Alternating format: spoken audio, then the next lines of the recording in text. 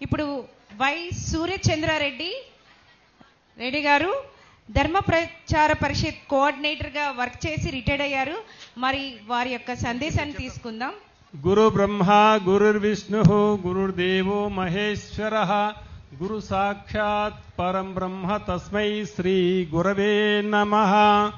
అజ్ఞానతిమిరాంధస్య జ్ఞానాంజనశలాకయ చక్షురున్మీలితం యేన తస్మై శ్రీ గురవే నమః. గణేష్ గారు రెడీగా ఉన్నారా సార్? గత జల సేతు బంధన ఒక సామెత గుర్తొస్తుంది. వర్షాలు పడ్డాయి, నదులు ప్రవహించాయి, నీళ్ళన్నీ సముద్రంలోకి వెళ్ళిపోయిన తర్వాత ఆనకట్ట కట్టి లాభం లేదు. ఇది మన ధ్యానానికి జీవితానికి కూడా వర్తిస్తుంది. కాలమంతా అయిపోయింది. కొద్ది కాలంలో 5 నిమిషాలు 10 నిమిషాలు మాట్లాడితే ధ్యానం గురించి మాట్లాడంత సులభమైంది కాదు. ఏమైనా సంక్షిప్తంగా కాలాతీతమైంది అనకూడదు. మీరందరికీ ఇక్కడే భోజన వసతులు ఉన్నాయి కాబట్టి ఎక్కువగా విచారించవలసి దూరం వెళ్లాల్సిన అవసరం అగత్యం కూడాను లేదు. కాబట్టి ఒక్క 10 నిమిషాలు మాత్రమే వింటే చాలు. 10 నిమిషాలు చాలు. మానవుడు నిత్య జీవితంలో ధ్యానాన్ని అనుసంధానం చేసుకొని విధులను నిర్వర్తించితే త్రివిధ తాపములతో కూడిన ఈ ప్రపంచము స్వర్గతుల్యమవుతుంది. ఈనాడు మనం ఈశ్వరుని భగవంతుణ్ణి మరిచిపోయాము. అందుకే సమాజంలో ప్రపంచంలో అనేక అల్లకొలాలు ఆందోళనలు బయలుదేరాయి.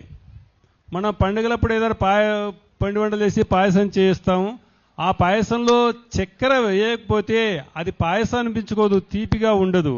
అలాగే ఈ ప్రపంచంలో కూడాను ధ్యానం చేయకపోతే, భగవద్ధ్యానం చేయకపోతే ఈ ప్రపంచం కూడాను రసహీనంగా విషాదంగా మారిపోతుంది.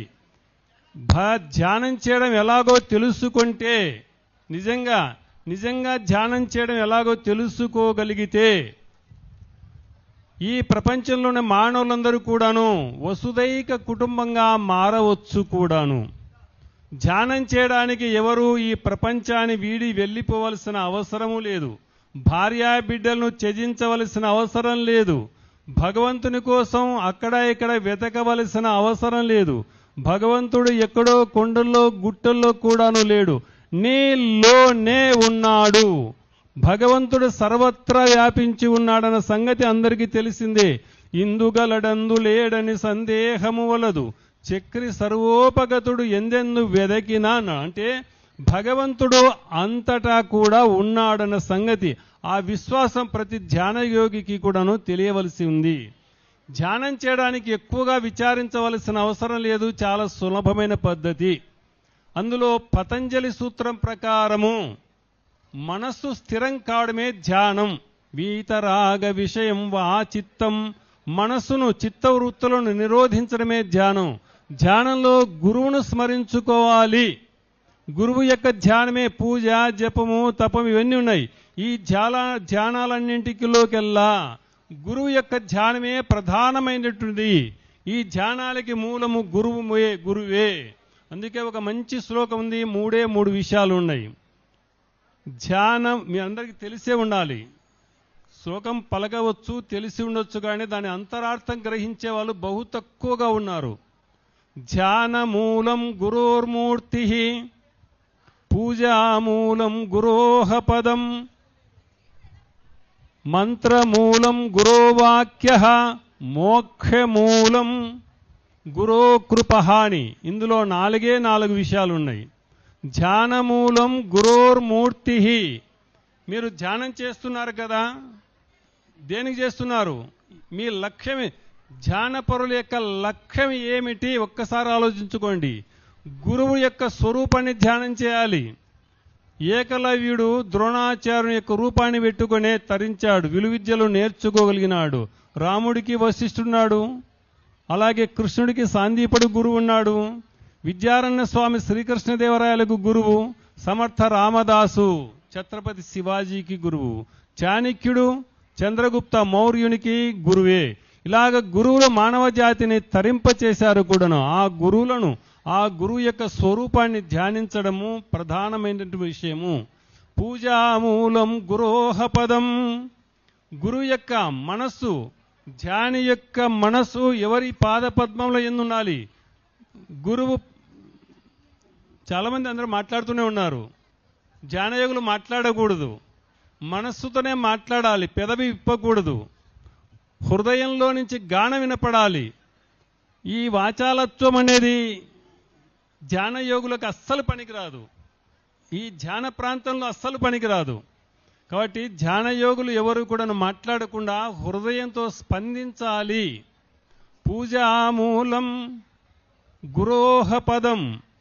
ధ్యాని యొక్క మనసు గురువు పాద పద్మములయందు లగ్నం కావాలి. ఎలాగా? శంకర భగవత్పాదుల వారి మనస్సు ఎక్కడ ఉంది? గురువు పాద పద్మములయందు ఉంది. శరీరం స్వరూపం తథా వాకలత్రం యశచారు చిత్రం ధనం మేరుతుల్యం. మనసేన లగ్నం గురోరగ్మి పద్మే తతః కిం తతః కిం తతః కిం తతః కిం అన్నాడు.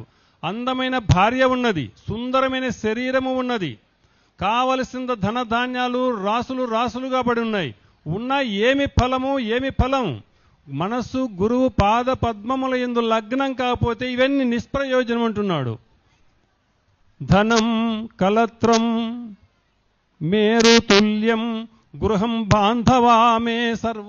అలాగా మనస్సు గురువు పాద పద్మముల యందు లగ్నం కావాలి. ఎవరి మనస్సు గురువు పాద పద్మంలో లగ్నమవుతుందో వాడు ధ్యానయోగి. మూడవది గురువు యొక్క వాక్యం. మంత్రమూలం గురోర్వాక్యం. గురువు చెప్పినటువంటి వాక్యమే మంత్రము. మోక్షమూలం గురోహు కృప అన్నారు. మోక్షానికి మూలం గురువు యొక్క కృపనే. కాబట్టి గురువును చిత్తశుద్ధితో భక్తితో ఏకాగ్రతతో స్మరించుకోగలిగితే వాడికి మోక్షము కూడాను సిద్ధించుతుంది. హరి ఓం తత్సత్. Thank you sir, thank you so much. మరి సమయం తక్కువ ఉన్నందువల్ల మరి ఇలాంటి మాస్టర్స్ మనకు అరుదుగా దొరుకుతారు. మరి మీరు ఎంతో అనుభవపూర్వకంగా మనకి తెలియజేశారు. ఇంకా చాలా విజ్డమ్ ఉంది సార్ దగ్గర. మరొకసారి వారి దగ్గర నుంచి ఆ విజ్డమ్ అని తీసుకుందాం. ఒకసారి గట్టిగా క్లాప్ చేద్దాం సార్కి. మనందరం ఎంత ఎక్కువ మందితో ధ్యానం చేస్తామో మనందరం అంత శక్తివంతులం అవుతున్నాం. ఈ ప్రాంగణానికి కూడా శక్తిని ఇద్దాం. ఓకేనా? గట్టిగా క్లాప్ చేద్దాం.